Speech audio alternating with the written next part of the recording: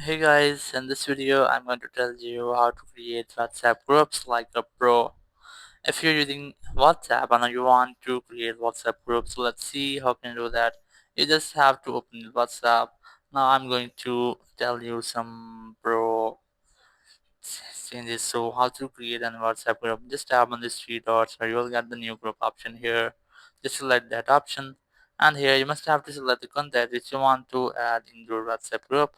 For example, I have selected these two. Just tap on this next option, and here you must have to enter the group name. For example, I'm going to enter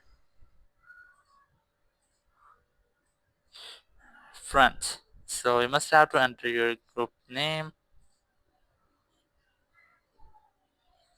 as I have entered.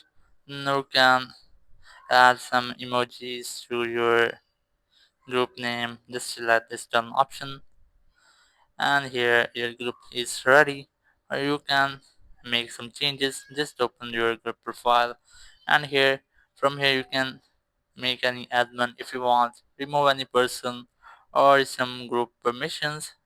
From here you can easily change group permissions.